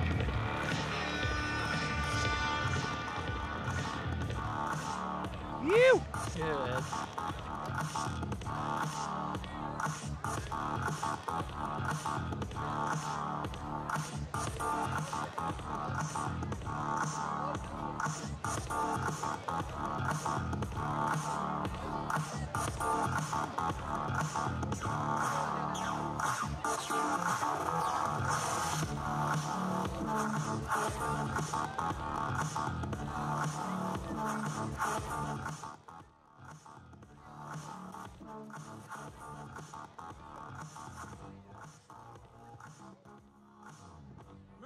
Munich Match 2018, das erste mega fette Superpark BMX-Finale haben wir gerade hier abgefackelt. Und auf dem Video sehen wir die 3 Sieger. Auf der dritten Position, third place, please make some noise and bang them together for Mr. Jack Clark. For the story. Wir vergeben mit dem Preis von der Geschäftsführung des Olympiaparks München, Marius Schöne. Besten Dank. Second place, es war ein ganz So we'll talk through those guys. Nick Bruce, let's go so high. Okay, so Luke.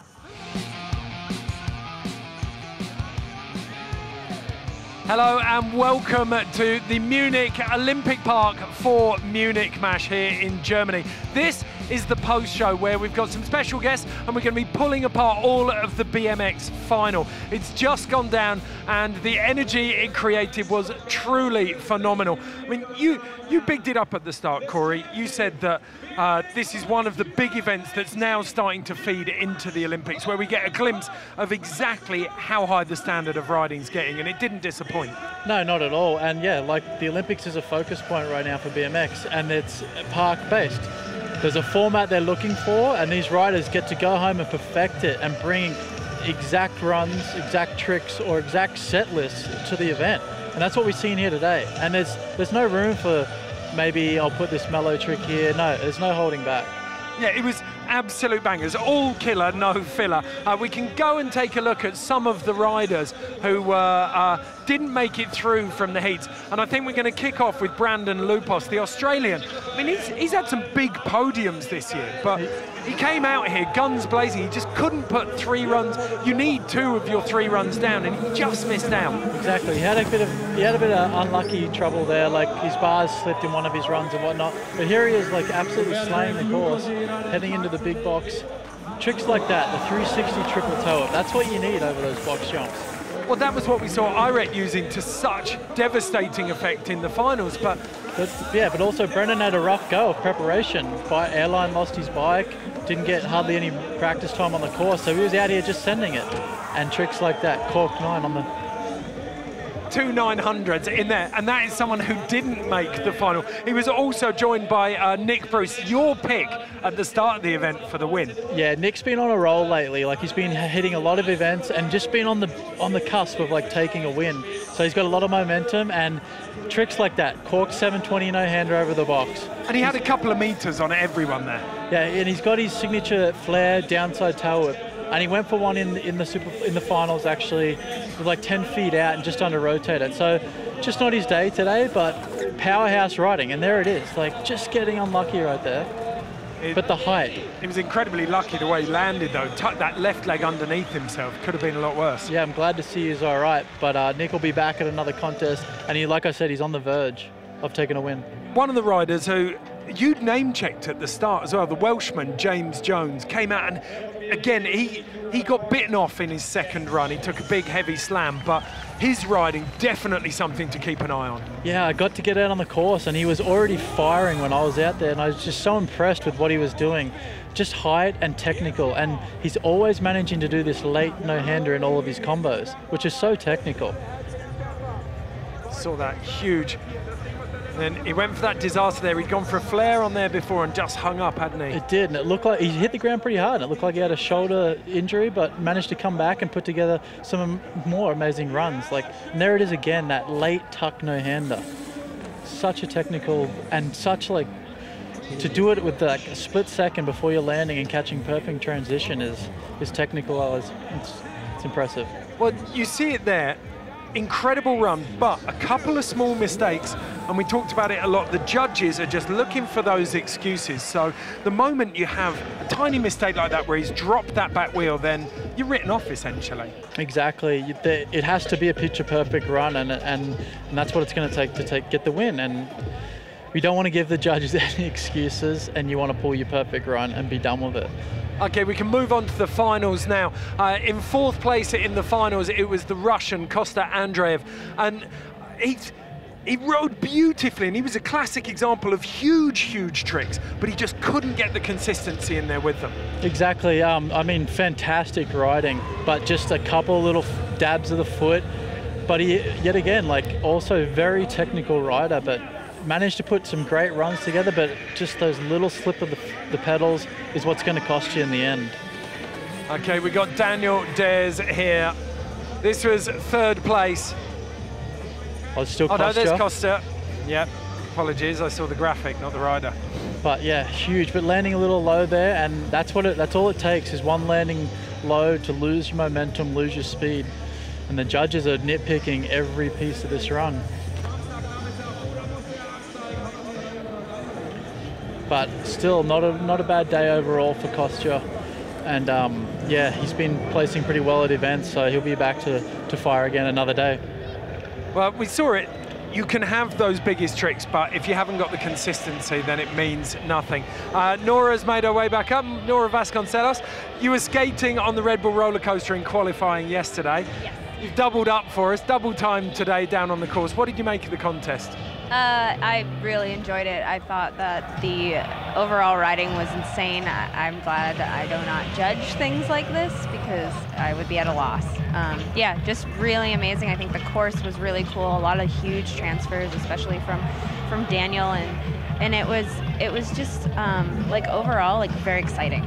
Okay, let's take a look now. We can look at third place with Daniel Dhers, the Venezuelan, 33 years old. I think he's the oldest by 5 years in the field, but you wouldn't know it from watching his runs. Hold on, we're on to Jack Clark here. Well, apologies, yeah, Jack came third, didn't he? Jack's riding like a perfectionist and like landing in the top of the transition and keeping all his momentum. And he's also got his corked out flip variations like that. I love his style. He just like can tuck himself up and just, it's really, really rad. The way he ducked his head into the last 180 of that 360, it's beautiful. Yeah, Jack's riding it's getting a lot of attention lately, and he's doing really well at all the events he attends. Well, he's one of those riders who's coming up, and we keep harking back to it, but it's the whole idea of the Olympics, this ideal of perfection that they've now all got to strive for, because no one's slowing down on the tricks, but it's got to become consistent. That's right, and there's talent in every country, and there's only a few spots up for grabs, so every one of them wants to showcase their best to get that spot. Okay, we've got three different worlds here essentially. Nora skateboarding, Corey BMX, I come from snow sports. I've already seen what the Olympics has done to snow sports, and there's as great a showcase as it is, it standardizes the sports. There's definitely a loss of creativity in those realms. Do you see that happening in BMX? I do, because it's important to show what the sport is about, and Olympics is so kind of like mold. They got to fit a mold. There's a format that they want, and that's a piece of BMX. But there's also another huge piece that won't get showcased. So it's a love-hate, give and take kind of situation. I think it'll do good for the sport overall because it'll put it in the public's general, like, up there with mainstream sports. But it's not all of BMX. So.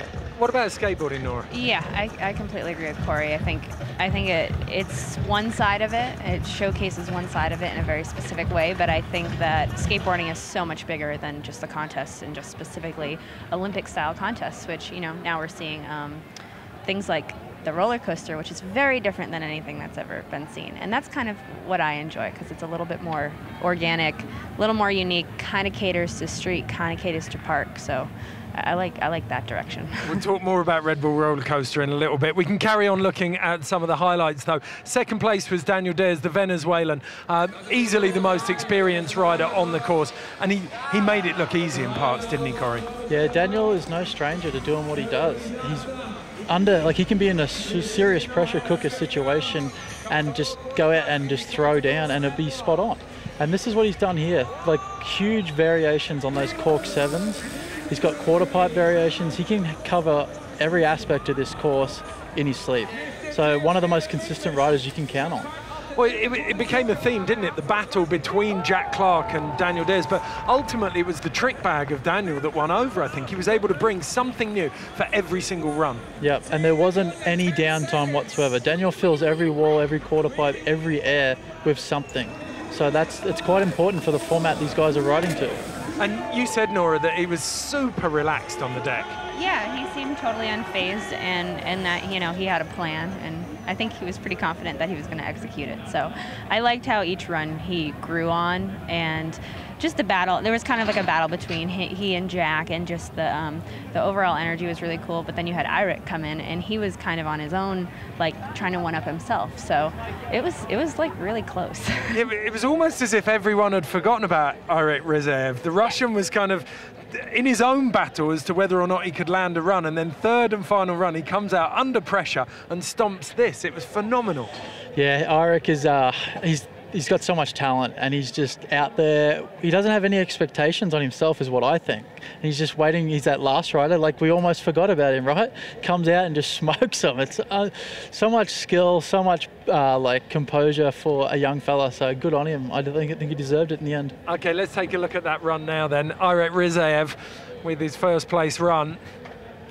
Nora, yeah, I mean, we can see it on the screen here, but it must look, when you're seeing it in the flesh, first person, you can see that distance, can't you? The difference in height. Yeah, oh, completely. Especially I spent all of the semifinals on the deck. So to be standing under some of those guys, and the technical difficulty that they were adding to the height of stuff and how consistent they truly are was something that just, until you see it in person, you can't really wrap your head around it. Well, this was the centerpiece, Corey. Oh, mate, Eirik on that box jump, there's the combinations he was throwing down, it's so tech, and like we're saying, consistency, back to back, throwing it down. These guys had so many runs today with this format, it's just truly impressive.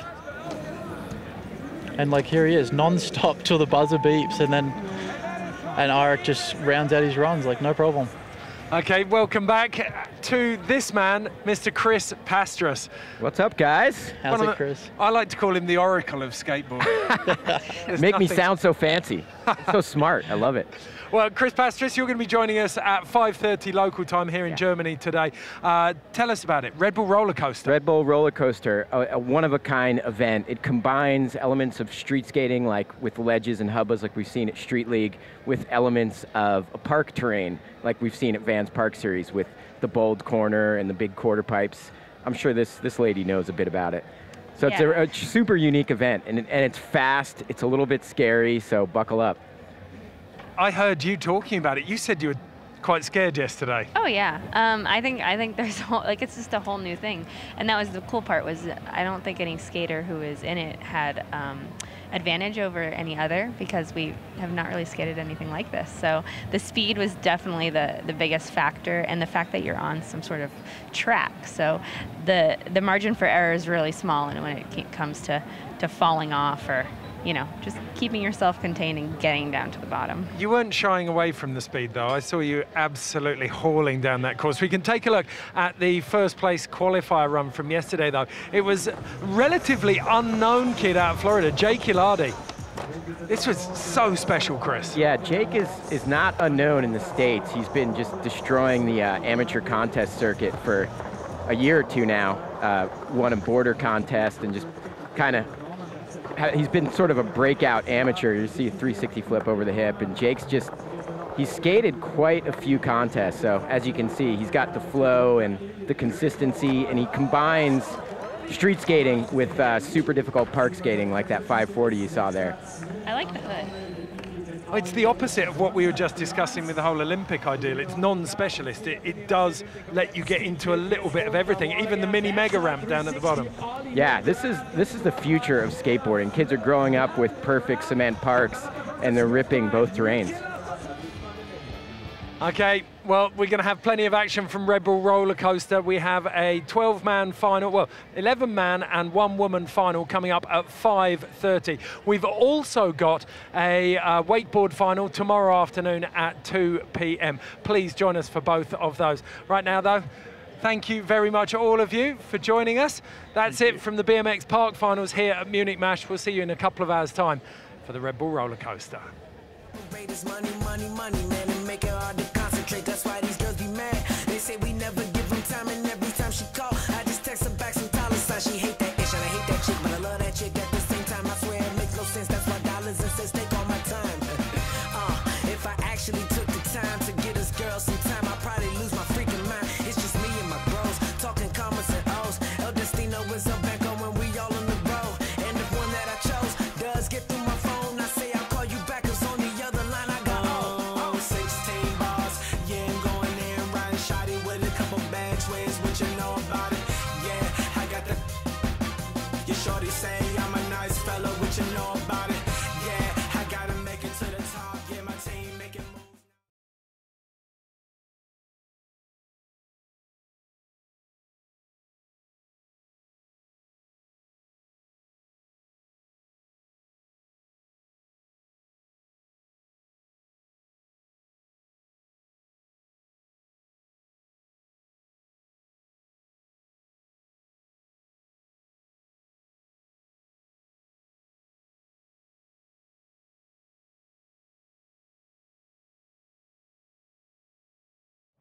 I gave too long. Okay, everybody. So, if we can get you 15:45, we'll have a run through. So you're free till